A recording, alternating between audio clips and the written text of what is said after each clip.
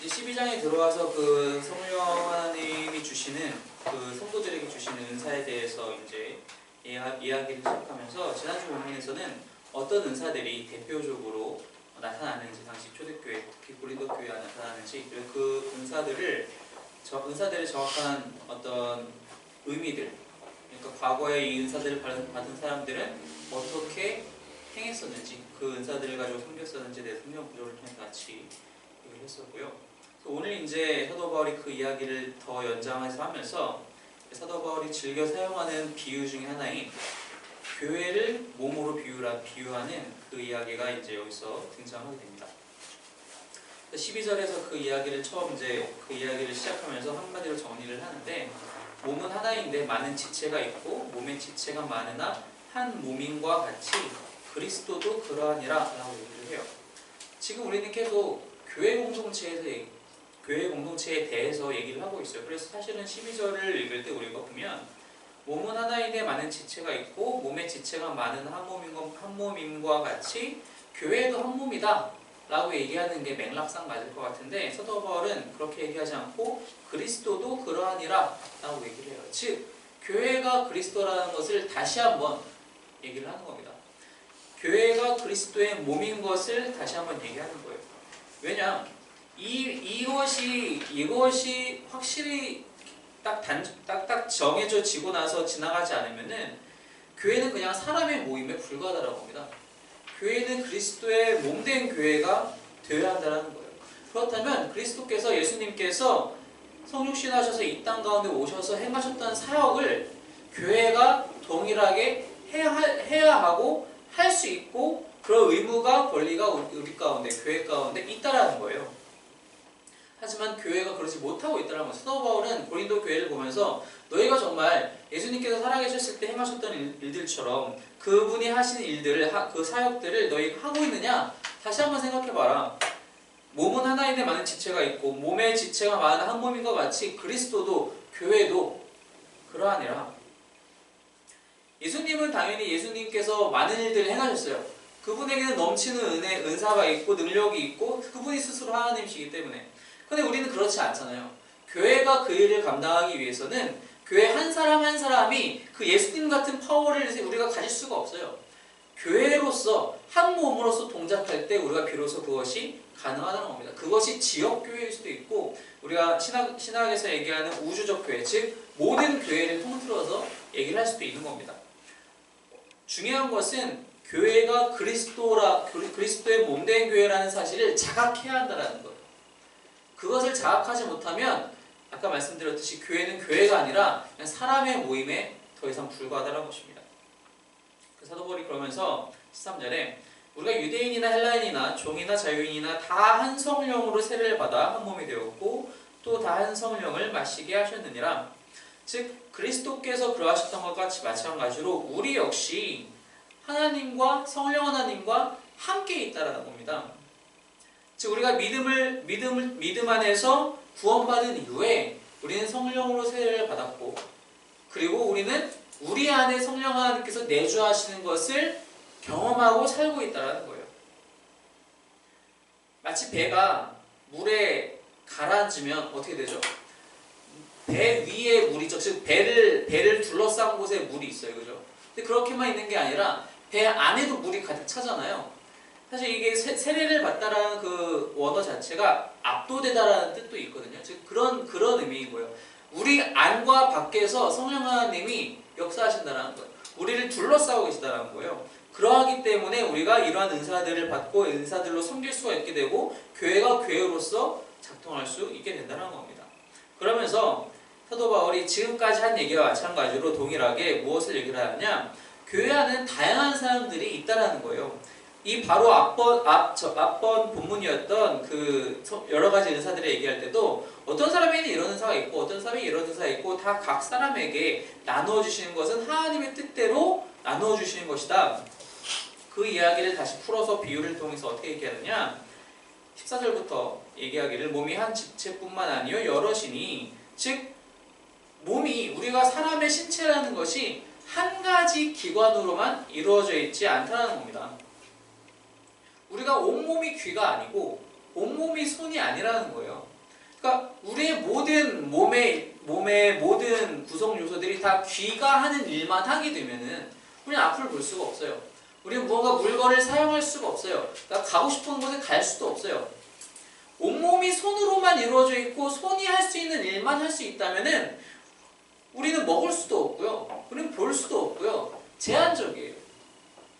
근데 그렇지 않잖아요. 우리가 우리 몸을 봤듯이 하나님께서는 우리 몸을 창조하실 때에도 필요한 것들을 다 주셨어요. 그래서 이 한 몸이 하나의 개체로서 완벽하게 작동할 수 있도록 창조하셨단 말이에요. 교회 역시 그리스도의 몸된 교회 역시 동일하다는 것입니다. 하나님께서 당신의 교회를 세우실 때에는 그 교회가 교회로서 작동하기 위해서 필요한 사람들을 보내주시고 필요한 은사들을 우리 가운데 부어주신다는 겁니다. 그럼 우리가 여기서 이제 생각해 봐야 할 것이 무엇이냐? 사도 바울이 얘기한 두 가지 주제를 생각해 볼 수 있어요. 무엇이 하나는 공동체에 대한 것이고요. 하나는 개체성에 대한 것입니다. 우리는 교회가 한 몸이기 때문에 한 몸으로서 우리가 해야 할 일이 있고요. 하지만 그 한 몸 안에는 수도 없이 많은 지체들이 있기 때문에 그 지체들 한 사람 한 사람의 개체성에 대해서 얘기할 수가 있어요. 주의해야 할 것은 무엇이냐면은 개체성 혹은 개인성이라는 것과 개인주의라는 말은 다르다는 거예요. 우리가 개인주의라고 얘기할 때는 보통 어떤 의미에서 이 말을 사용하죠? 개인적일 때, 이기적인 부분이 조금 더 강조가 됐을 때 이런 단어들을 사용을 해요. 교회 안에 어떤 사람이 어떤 은사를 받았는데 그 은사를 이기적으로 사용하려고 한다면, 즉 자신의 유익을 위해서, 자신의 명예와 권력과 그 영광을 위해서 사용하려 한다면 그건 개인주의에 침잠된 거죠. 하지만 개인성이라는 것은 상당히 중요해요. 왜냐? 하나님이 우리 모든 사람들을 각각 다르게 창조하셨고 다른 은사들을 주셨고 다른 섬김들을 우리에게 사명으로 주셨기 때문에 중요하고 존중받아야 한다는 것입니다. 나와 다르다고 해서 저 사람은 좀 못났어 라고 얘기할 수 없다는 거예요. 덜 중요해 라고 얘기할 수 없다는 겁니다. 우리 한 사람 한 사람이 이 자리에 모였을 때에는 다 각각의 필요가, 교회를 위한 필요가, 하나님을 위한 필요가 있어서, 하나님의 사역을 위한 필요가 있어서 이 자리에 모였다는 거예요. 어느 한 사람도 불필요한 사람이 없다는 겁니다. 어느 한 사람도 모자란 사람이 없다는 것입니다. 그것을 우리가 생각해야 한다는 거죠. 그렇기 때문에 우리는 서로가 서로를 필요로 해야 하고요. 우리가 서로 다르다는 것을 인정해야 하고, 그리고 우리는 서로가 서로를 돌봐야 한다는 것입니다. 사도 바울이 이제 거기서 뭐라고 얘기를 하느냐? 17절부터 보면은 만일 온몸이 눈이면 듣는 곳은 어디며 온몸이 듣는 곳이면 냄새 맡는 곳은 어디냐? 그러나 이제 하나님이 그 원하시는 대로 지체를 각각 몸에 두셨으니 만일 단 지체뿐이면 몸은 어디냐? 이제 지체는 많으나 몸은 하나라. 이제 이 지체가 많더라도 결국 하나의 몸을, 하나의 교회를 구성한다는 이 공동체에 대해서 얘기를 하는 거예요. 21절에 눈이 손더러 내가 너를 쓸 데가 없다 하거나 또한 머리가 발더러 내가 너를 쓸 데가 없다 하지 못하리라. 그죠? 만약에 정말로 우리가 손이 쓸 데가 없다면 밥을 떠먹을 수가 없어요. 내가 연필을 잡고 쓸 수가 없어요. 손을 사용해서 도구를 사용할 수가 없어요. 우리가 발더러 쓸모없다고 하면은 우리 한 자리에만 앉아 있어야 돼요. 어딜 내가 필요한 곳에 갈 수도 없고 누군가의 도움을 받을 수밖에 없다는 겁니다. 내 스스로 무언가 할 수 있는 것이 없다는 거죠. 우리는 서로가 서로를 필요로 합니다. 한 교회 안에서 우리 여러 사람들은, 각각의 성도들은 서로가 서로를 필요로 해요. 왜 필요로 하느냐? 그 필요로 하는 이유는 나의 목적을 위해서가 아니라 교회의 목적과 사명을 위해서 필요로 합니다. 아주 단순하게 생각해보면 이런 거예요.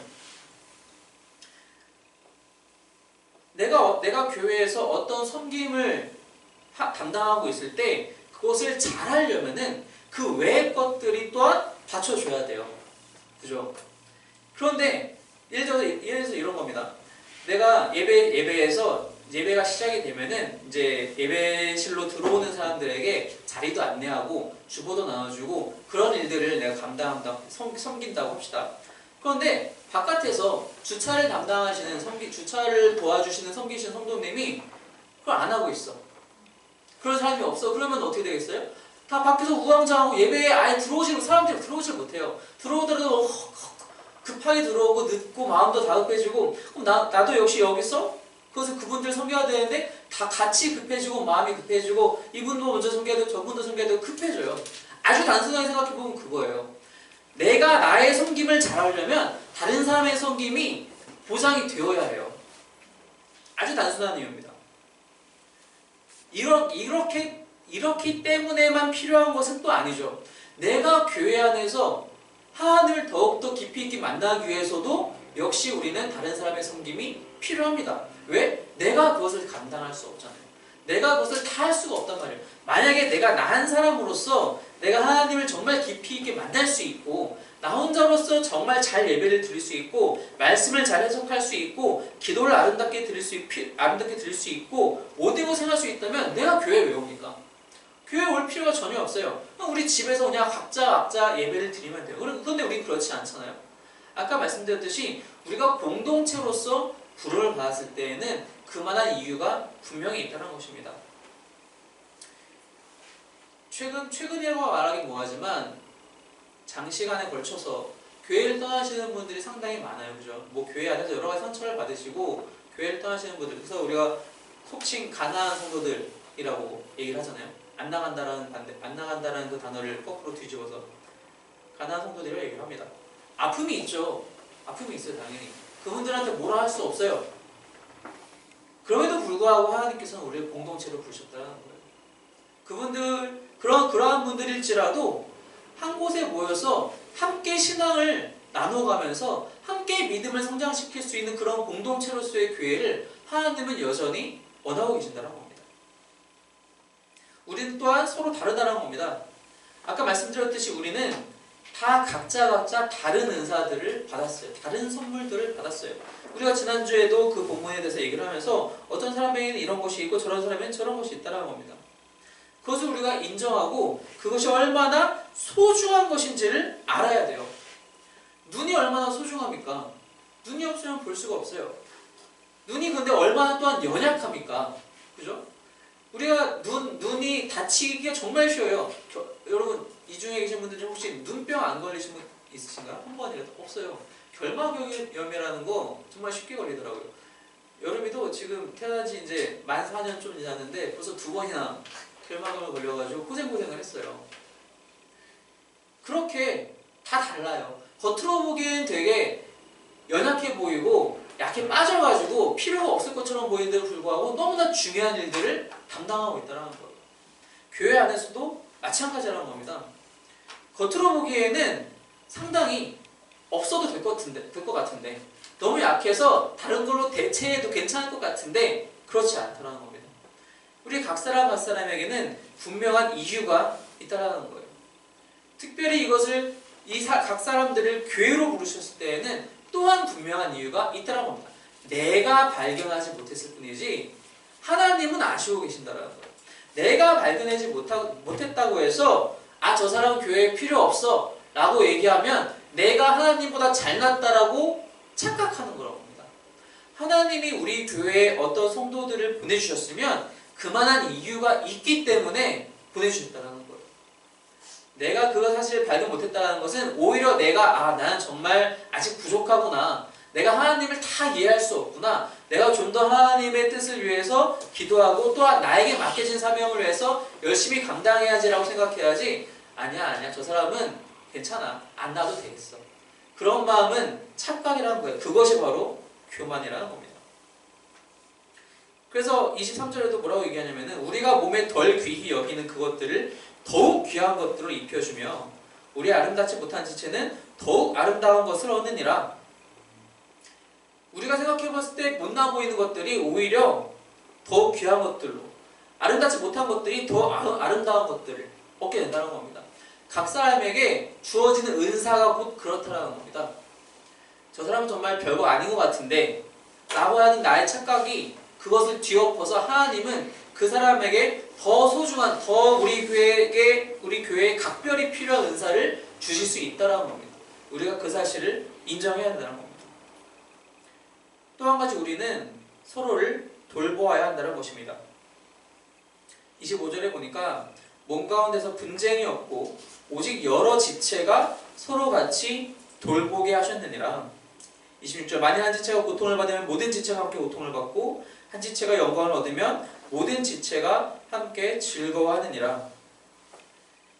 한 지체가 고통을 우리 소는 사실 우리의 실제 육신은 그렇진 않아요. 손가락이 아프면 손가락이 아픈 거예요. 눈이 아프진 않아요. 근데 교회는 그렇지 않다는 겁니다. 한 지체가 고통을 받으면 모든 지체가 함께 고통을 받아요. 단순한 이유로는 한 사람의 섬김이 사라졌을 때 교회가 받게 되는 어려움이 분명히 있다라는 것입니다. 또 한 가지는 한 사람이 고통받을 때 우리가 함께 고통받으면 울어줄 수 있어야 한다는 의미이기도 해요. 근데 이거는 사실 어찌 보면 조금 쉬울지 모르겠어요. 상대적으로 한 겁니다. 이 일이 항상 쉽다는 얘기가 아니에요. 한 지체가 영광을 얻을 때 우리가 함께 즐거워할 수 있느냐? 그건 또 다른 이야기예요. 왜냐면은 사람은 누군가 사촌이 땅을 사면 배가 아파요. 누가 뭔가 특별한 은사를 받은 것 같으면 아니 제가 왜? 나도 아직 못 받았는데 아니 나도 아직 방언 못 했는데 저 사람은 지금 나온 지 일주일 이제 세례받은 지 일주일인데 벌써 방언을 한다고? 우리는 가끔씩 이런 생각을 해요. 그래서는 안 된다는 겁니다. 그래서 안 된다는 거예요. 하나님이 어떤 한 지체에게 놀라운 선물을 주셨으면 함께 기뻐할 수 있어야 돼요. 내일과 같이 박수치고 축하하고 하나님께 영광 돌릴 수 있어야 한다는 겁니다. 이게 교회 안에서 이루어지려면은 사실은 너무 큰 교회는 이게 힘들어요. 너무 큰 교회는 또 이게 힘들어요.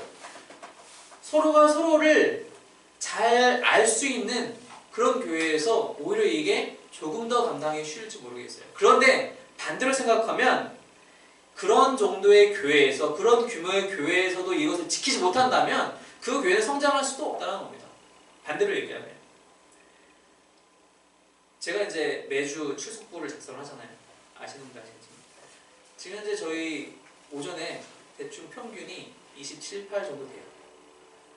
이 정도 규모에서 우리가 함께 즐거워하고 함께 울지 못한다면요 우리는 50명이 되어도 100명이 되어도 그럴 수 없어요.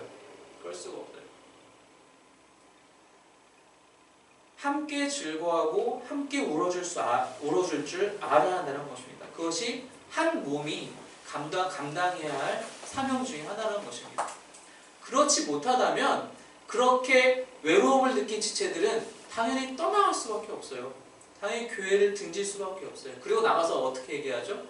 하나님 욕하는 것이 아니라 사람을 욕해요. 내가 그 사람 때문에 상처받았어. 다행이긴 해요. 하나님을 욕하진 않으니까요. 근데 그것이 얼마나 그 사람에게도 남겨진 교회에게도 얼마나 큰 상처입니까? 우리는 서로가 서로를 돌볼 필요가 있다는 것입니다. 왜? 하나님은 우리 각 사람을 다 다르게 창조하셨어도 우리를 하나의 공동체로 부르셨기 때문입니다. 한 몸으로 부르셨기 때문입니다. 우리를 그리스도의 한 몸으로 세우셨기 때문이에요. 우리가 서로를 섬기고 서로를 돌볼 때 우리는 바로 그리스도를 섬기고 그리스도를 위해서 살아가는 한 사람이 한 교회가 될 수 있다는 것입니다. 그래서 27절을 마무리하면서 너희는 그리스도의 몸이요 지체의 각 부분이라. 교회의 각각의 구성원입니다라고 얘기하지 않고 그리스도의 몸이요 그리스도의 지체의 각 부분이라고 얘기를 하고 있다는 겁니다. 우리가 다른 성도를 섬길 때 바로 그리스도를 섬기는 겁니다. 우리가 교회를 섬길 때 우리가 그리스도를 섬기고 있다는 사실입니다. 우리가 받은 은사를 통해서 열심으로 섬겨야 해요. 받은 은사는 묵혀놓는 것이 아니에요. 나를 위해서 쓰는 것이 아니에요.